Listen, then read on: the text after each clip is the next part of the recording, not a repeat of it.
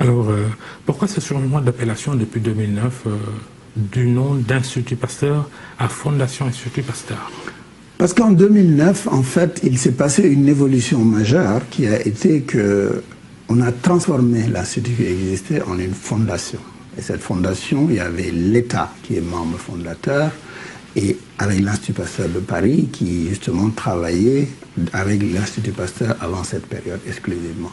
Et c'est un changement majeur parce que c'est là où on a eu un conseil d'administration dans lequel 2 fois par an, les orientations sont présentées dans le détail à 3 membres du gouvernement qui sont présents, parce que le gouvernement est représenté par le ministère de la Santé, qui est notre ministère de tutelle, le ministère de l'Enseignement supérieur, de la Recherche et de l'Innovation et le ministère des Finances. Et cet objectif, c'est vraiment d'orienter dans le sens des intérêts du Sénégal et de la sous-région et la mission de l'Institut Pasteur dans cela. Fondation à but non lucratif, et on apprend, vrai ou faux, que pour ces tests virologiques que le gouvernement commande auprès de l'Institut Pasteur, que c'est payé 50 000 unités. Là, il y a un point très clair qu'il faut éclaircir. Au jour d'aujourd'hui, quand les tests sont faits au niveau de l'Institut Pasteur, ils sont totalement gratuits au niveau de tout ce qui est santé publique.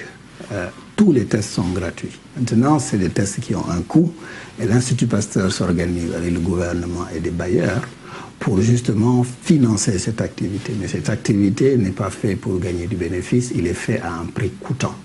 Et donc, lorsque vous entendez 50 000 francs, ce n'est pas que l'Institut Pasteur les facture 50 000 francs, ça coûte 50 000 francs à l'Institut Pasteur en termes de réactifs, en termes de personnel, en termes de temps, etc. Et ce qui est très important, puisque vous parlez à but non lucratif, le but non lucratif fait référence à notre modèle économique. Et pour vous donner un exemple, qu'est-ce qui se passe aujourd'hui quand vous allez dans un laboratoire d'analyse? Vous payez et les bénéfices de cet acte et de ce service sont reversés à des actionnaires parce qu'ils ont investi pour créer cette société. À l'Institut Pasteur, c'est totalement l'inverse. Il n'y a pas d'actionnaires. C'est les membres fondateurs et les statuts font que tout cet argent est réinjecté dans l'activité. Alors comment ça se passe? C'est que si aujourd'hui, dans le cadre de la vente de vaccins, qui est une activité importante qu'on fait, parce que juste pour la petite histoire, nous sommes aujourd'hui le seul producteur de vaccins préqualifiés en Afrique. Donc lorsqu'on vend du vaccin, ou lorsque dans le cadre de nos activités de service, on génère un bénéfice, l'ensemble de ces bénéfices vont aider à faire de la santé publique, donc faire de la surveillance par exemple, et vont aussi permettre à payer de la formation, parce que justement ces activités consomment de l'argent, mais n'en produisent pas tant que ça. Et donc c'est ça le fait que c'est à but non lucratif. Tout argent qui est généré ne va pas chez des actionnaires, mais retourne dans l'activité pour faire des activités de santé publique. Si vous prenez par exemple aujourd'hui dans le domaine de la surveillance, avec le ministère de la Santé, nous surveillons l'ensemble du territoire du Sénégal pour un certain nombre de maladies importantes comme les infections respiratoires, les diarrhées, etc.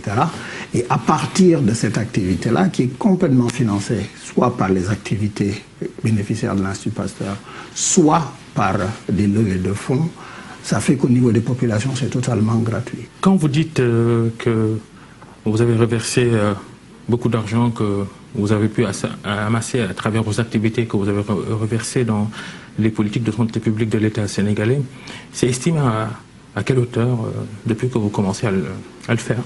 Ça dépend des années. Comme je vous disais, chaque année, en fonction de la situation épidémiologique, je vais donner 2 exemples. Il y a une épidémie de dengue où on déplace un certain nombre d'activités sur le terrain et qu'on fait travailler un certain nombre de personnes et qu'on fait un certain nombre d'analyses. Tout ça est gratuit pour les populations et quand on le chiffre, ça peut monter jusqu'à 80 millions pour une petite épidémie comme cela. Quand vous prenez la surveillance, c'est un programme qui coûte à peu près chaque année 200 à 220 000 $.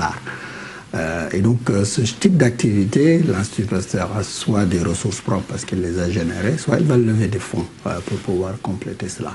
Et dans cette partie-là, c'est un travail qui se fait en collaboration, puisqu'on travaille avec le ministère de la Santé, qui, à travers son personnel, travaille à cette activité. Et c'est un peu ce travail qui permet de protéger et d'avoir une veille pour les maladies et de permettre justement que la santé des populations puisse être protégée. Chaque année, à travers de ce système qui est une surveillance électronique, et qui est une surveillance aussi qui envoie des échantillons à l'Institut Pasteur de Dakar, ça permet de détecter toute épidémie dans l'ordre de la semaine. Et donc ça, c'est des activités de santé publique qui sont importantes. Le ministère de la Santé a sollicité dans ses opérations de dépistage du coronavirus, il a sollicité également les services de l'IRSF, l'Institut de recherche en santé, de surveillance épidémiologique et de formation, l'IRSF du professeur Souleymane Mboup, de la concurrence donc pour l'Institut Pasteur qui se prévaut depuis plusieurs années du statut de laboratoire habilité à faire ce genre de travail. Vous n'avez plus l'exclusivité alors? Alors je pense qu'il y a deux termes qu'il faut peut-être corriger dans votre propos. Le premier, c'est la notion de concurrence. Nous sommes dans un monde où justement nous sollicitons beaucoup la collaboration et tout le travail qui est fait est un travail qui se fait souvent en collaboration, chacun dans sa spécialité. La deuxième chose, c'est que nous n'avons pas une exclusivité et il est important de vous expliquer cela. La santé publique en termes de laboratoire est organisée autour de centres de référence et c'est des centres d'expertise. L'Institut Pasteur de Dakar a un centre d'expertise depuis 1974 sur les infections respiratoires. Et donc ça veut dire que au quotidien, nos chercheurs travaillent sur ces infections respiratoires, si c'est des virus ou des bactéries. Et donc, compte tenu de ce travail qui est fait régulièrement d'anticipation, de recherche, de formation, de santé publique, l'OMS et les organismes qui justement estiment régulièrement où sont les compétences dans ce domaine pour donner de la fiabilité au virus, créent ces centres de référence. Et donc au Sénégal, il y a des centres de référence dans d'autres domaines pour d'autres pays. Donc c'est dans ce cadre-là que l'Institut Pasteur est le centre de référence, non seulement pour le Sénégal, mais pour l'Afrique. Pour vous, le seul au Sénégal? Actuellement, pour les infections respiratoires, l'OMS a nommé vous sous-estimez les autres comme l'IRSF? Il ne s'agit pas de sous-estimer, il s'agit de parler de faits. Les faits disent qu'il y a un centre qui a été nommé par l'OMS, qui est l'Institut Pasteur de Dakar. Ça ne veut pas dire que les autres sont sous-estimés ou surestimés. Ce que ça veut dire, c'est que chacun a la place qui lui a été donnée dans le dispositif. Aujourd'hui, d'autres instituts sont nommés pour le VIH. Ça ne veut pas dire que l'Institut Pasteur est sous-estimé parce qu'il n'est pas un centre pour le VIH. D'autres instituts sont nommés pour la tuberculose. C'est juste un reflet de l'expertise. Ça veut dire quoi? Que si d'autres comme l'IRSF effectuent des prélèvements, des examens virologiques, cet examen-là, il n'est pas fiable? Je ne dirais pas cela. Ce que ça veut dire, c'est que le gouvernement, dans une dynamique d'approche concertée et collective, a décidé de mettre en place une dynamique qui permet justement d'avoir une lutte qui implique la plupart des acteurs qui peuvent contribuer. Et donc c'est dans ce cadre-là, je pense qu'ils ont intégré l'IRSF dans le dispositif. Et cela est quelque chose qu'il faut toujours saluer, puisque tous les Sénégalais, justement, doivent travailler dans le sens, justement, de lutter contre ce coronavirus. Combien d'examens virologiques ont été effectués depuis l'apparition de la maladie au Sénégal? Au jour d'aujourd'hui, nous sommes à plus de 2113 tests qui ont été faits ici, et ça concernait des patients, soit qui étaient déjà hospitalisés, soit il s'agissait justement de cas suspects, c'est-à-dire des gens qui présentaient les symptômes et pour lesquels on avait une suspicion. Ce sont les chiffres de l'Institut Pasteur? Ça, c'est les chiffres de l'Institut Pasteur dans ce domaine. Très précisément, par exemple, depuis le début, si on cumule tout, on a 2113 échantillons qui ont permis d'identifier 219 cas confirmés. C'est ce qui a été donné aujourd'hui. Et donc, justement, ça correspond à des cas suspects, comme je vous disais, qui sont testés, ou ça correspond à des gens qui sont, qu'on appelle des contacts, qui ont été exposés, qui ne sont pas malades, ils sont considérés à haut risque et on les teste. Et aussi, il y a justement des cas qui sont malades et qui sont suivis pour permettre de voir s'ils sont guéris et de les libérer. Quelles sont les capacités du Sénégal aujourd'hui en termes de dépistage? Alors les capacités que je peux dire sont celles de l'Institut Pasteur. L'Institut Pasteur s'est organisé pour justement aujourd'hui tester jusqu'à 500 tests par jour. Et on est en train de mobiliser des capacités supplémentaires pour aller à 1000 tests par jour au moins. Et donc c'est aujourd'hui la capacité que je connais pour l'Institut Pasteur, mais justement dans ce dispositif concerté, l'objectif... Avec les dernières technologies en la matière?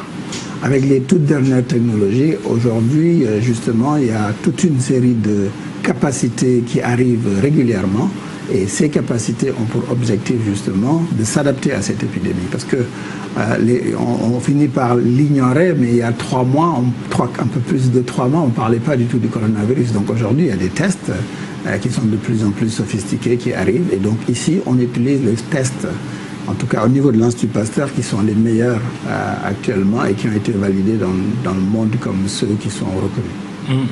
Et curiosité, comment se fait le test après prélèvement? Alors le test se fait une fois que le prélèvement fait, il arrive et donc il est réceptionné. Et la première étape quand on fait le test, c'est justement d'inactiver le virus. Ça veut dire on le rend non infectieux de manière à éviter de contaminer les gens qui le font. Après, pour cette étape, c'est une étape qui est un peu sensible. Il faut des laboratoires ou il faut des conditions qui permettent de protéger.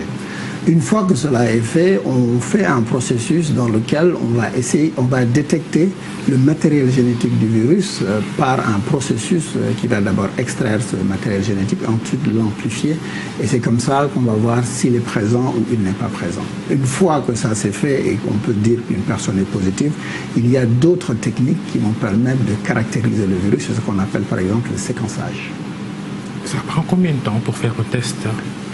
En fait, le test actuellement prend entre 1 heure et 2 heures, mais il faut savoir qu'un test au laboratoire, il faut des fois le répéter. Il faut, quand il est positif, le confirmer. Et donc, ça prend, on va dire, entre 1 heure et 3 heures pour être large.